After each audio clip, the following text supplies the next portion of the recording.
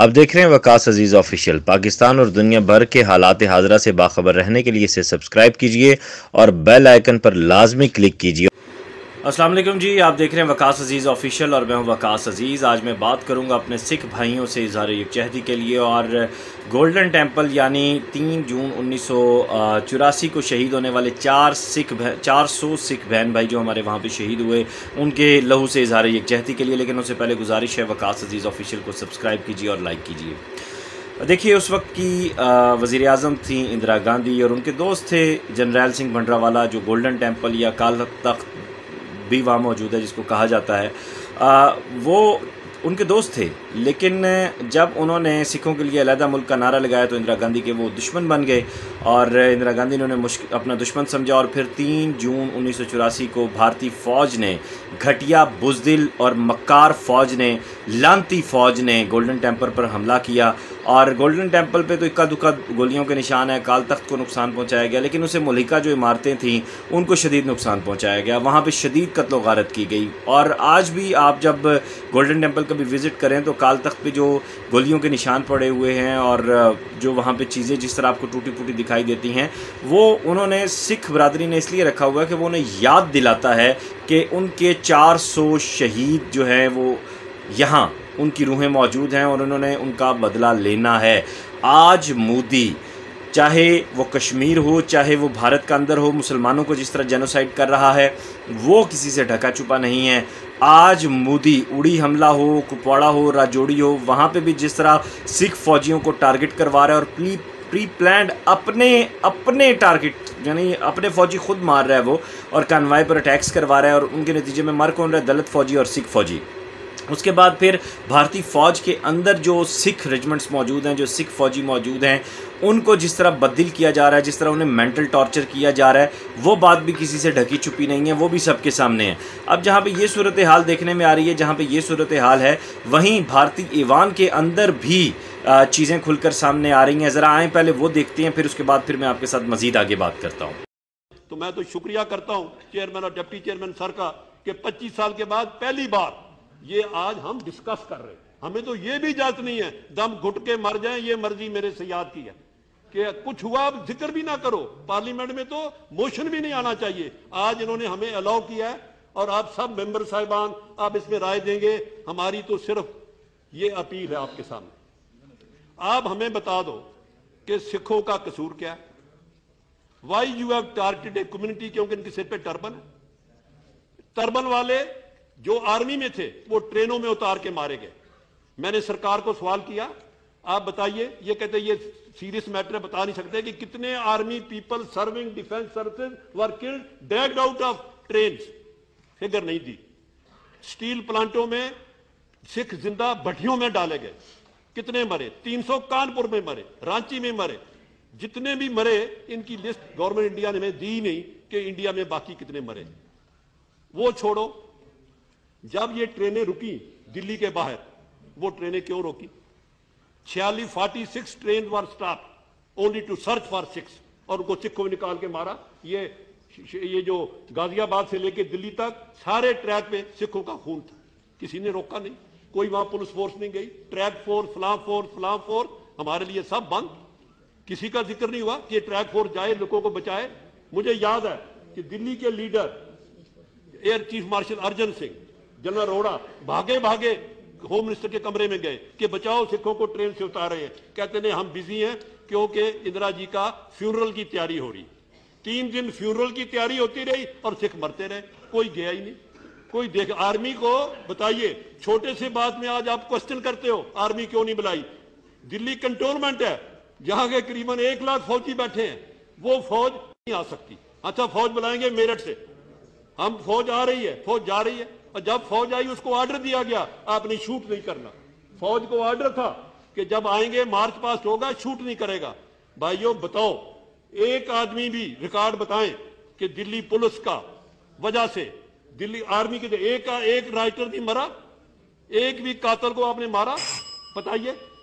फिर ये कहते हैं कि जी क्या करें, कचहरी कर रही है। 7000 मर्डर का एक फांसी नहीं। कोई बड़ा लीडर एलजी यहां का, पुलिस कमिश्नर यहां का, डिप्टी कमिश्नर, डीसीपी, वो सारे अब्जॉर्व कर दिए आपने, उनकी कोई जिम्मेवारी नहीं। Delhi was controlled by central government, it was your territory, government of India responsible, not a state government. और व्हाट इज रीजन फॉल्ट? वहां मैं बताया कि प्रेसिडेंट ऑफ द कंट्री, वहां का प्राइम मिनिस्टर हेग कोर्ट में खड़ा है, तो यहां कौन खड़ा है कचहरी में? वी आर नॉट इंटरेस्टेड कि सिपाहियों को आप जेल में भेजो, वी आर नॉट इंटरेस्टेड कि 4 आदमी और पकड़ के कह दो जेल हुई। हम तो जवाब मांगते हैं बड़ा क्लियर कि ये राइट की साजिश, कॉन्स्पिरेसी कहां हुई? खून का बदला, खून का नारा किसने दिया? मिनिस्टर साहब बैठी है हमारी बहन, रेडियो रोज ये कहता था कि सिख गार्ड ने इंदिरा जी को मारा, हर रोज ये लफ्ज आता था कि इंदिरा जी को मारने वाले सिख हैं, और हर रोज ये आ रहा था कि आज सिखों के महल्ले में ये, तो रेडियो वाज इनकरेजिंग। कमाल ये है कि गवर्नमेंट का जो मिनिस्ट्री का ये है, ये इनकरेज कर रहे थे लोगों को, और वो ऐसा हाईलाइट कर रहे थे कि सारे हिंदुस्तान में भी लोग उठे और सिखों को मारे। हमारा यही कसूर है कि हम पाकिस्तान छोड़ के आपके पास आ गए। आज दुनिया की कचहरी में हमारी ये आवाज है। यूएनओ क्या एक कन्वेंशन है, उनका जो, हमारा तो ये डिमांड है कि Supreme Court to set up a mechanism under article 2 of UNO convention on genocide and article 7 of international court on criminal against humanity. Under इस एक्ट के तहत सुप्रीम कोर्ट इंडिया को आगे आना चाहिए, वरना हम कहेंगे जुडिशरी इक्वली रिस्पॉन्सिबल। मैं आज खड़ा होकर कह रहा हूं, कोई हमें फेथ नहीं रहा जुडिशरी पे। जिस जुडिशरी ने आज तक, जहां किसी और स्टेट में हो तो हर रोज जुडिशरी के जलसा, हर रोज जुडिशरी की एक्टिविज्म, और यहां क्या हो गया? एक इनकाउंटर के लिए वहां आईजी पुलिस जेल में, यहां 4000 मरे, एक डीसीपी भी नहीं। तो ये कब तक हमें आप बता दीजिए, हम कब तक में? और ये कहा गया पीछे देश की सरकार से 25 साल हो गए, भूल जाओ। ज्यूज को मारा गया 1943-44 में। पिछले महीने मैंने पढ़ा है कि इजराइल वाले ढूंढ ढूंढ के ला रहे हैं 95 year old general, 90 year old वो जो जर्मन के जर्नैल थे जिन्होंने ज्यूज को मारा, आज भी पकड़े जा रहे हैं, आज भी उनको खिलाफ ट्रायल हो रहा है। हमें कहते हो 25 साल में भूल जाएं? भाइयों, सिख धर्म तो एक बात क्लियर है, हम कभी हमारी जो अरदास है ना, डेली प्रेयर करते हैं, वो हमारा हिस्टोरिकल रिकॉर्ड है। उसमें हम जब अरदास करते हैं, बोलते हैं कि हमारे साथ क्या क्या जुल्म हुई है, कहां कहां हमारे साथ किया गया, ये उसी अरदास का वह हिस्सा है। हम तो कोई बाई मेमोरी जो याद करते हैं, किताबें नहीं लिखते। ये हमारे दिल में बस गई कि हमारे साथ 1984 में पहले दरबार साहब, फिर दिल्ली, ये जो कुछ हुआ है, इसके लिए देश की सरकार ने हमारे से इंसाफ नहीं किया। हम तो इंसाफ की मांग करते हैं। उस हाउस में माननीय अडवाणी जी ने एक प्रपोजल रखी, एक पार्लियामेंट्री कमेटी बनाइए, वो ये सारे लैप्सेस को देखे।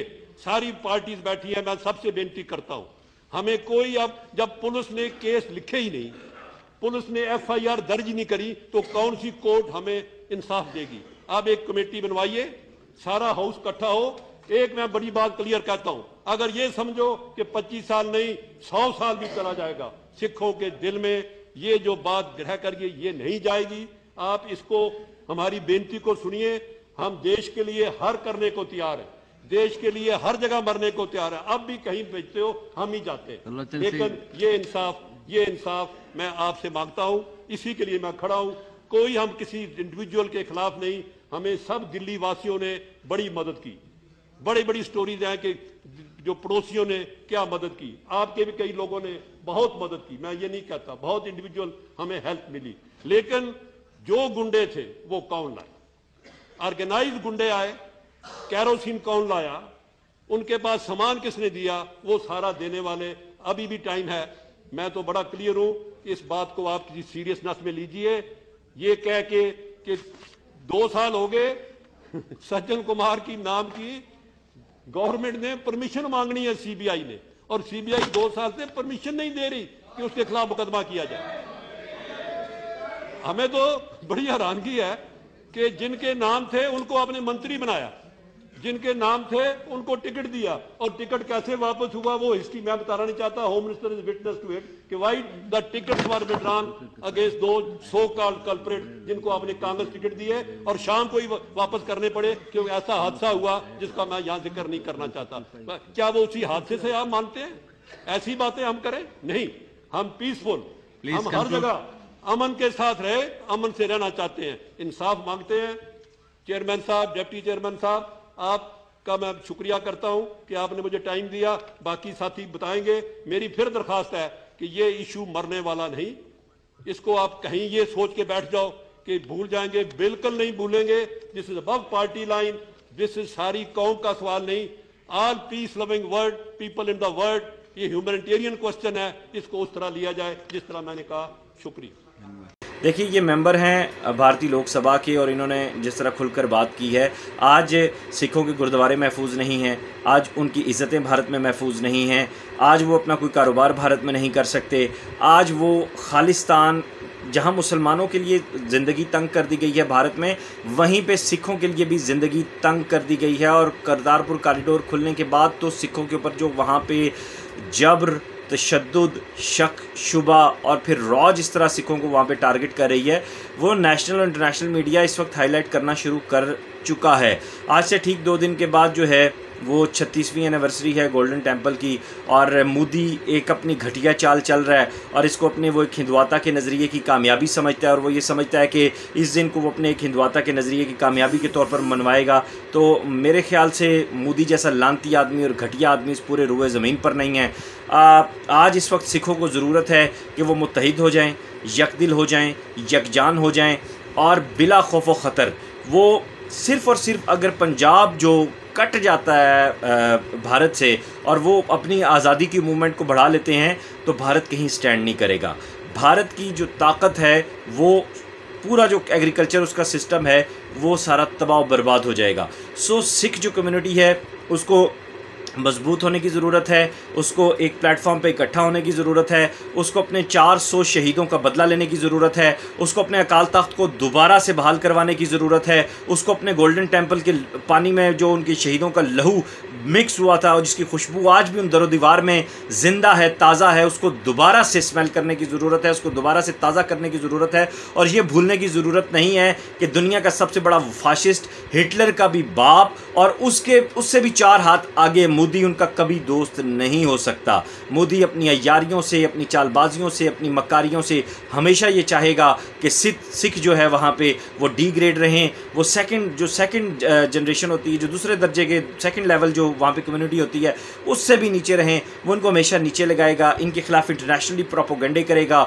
इनको मारेगा। आज आपके पास सोशल मीडिया आज़ाद है, आज आपके पास आपका करतारपुर आ चुका है, आज पूरी दुनिया में आज सिख कम्युनिटी की इज़्ज़त बहाल हो चुकी है। इसका क्रेडिट सिर्फ और सिर्फ वज़ीर-ए-आज़म इमरान खान को जाता है, इसका क्रेडिट सिर्फ और सिर्फ जनरल कमर जावेद बाजवा साहब को जाता है, इसका क्रेडिट सिर्फ और सिर्फ जो है वो पाकिस्तानी गवर्नमेंट और उसकी पॉलिसीज़ को जाता है।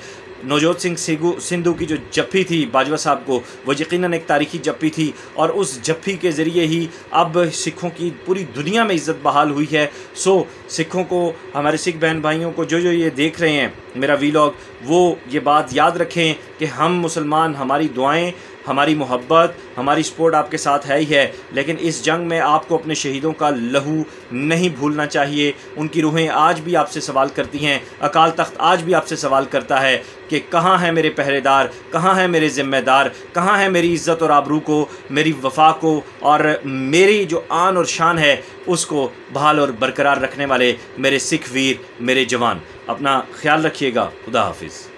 अब देख रहे हैं वकास अजीज़ ऑफिशियल। पाकिस्तान और दुनिया भर के हालात हाज़रा से बाखबर रहने के लिए इसे सब्सक्राइब कीजिए और बेल आइकन पर लाजमी क्लिक कीजिए।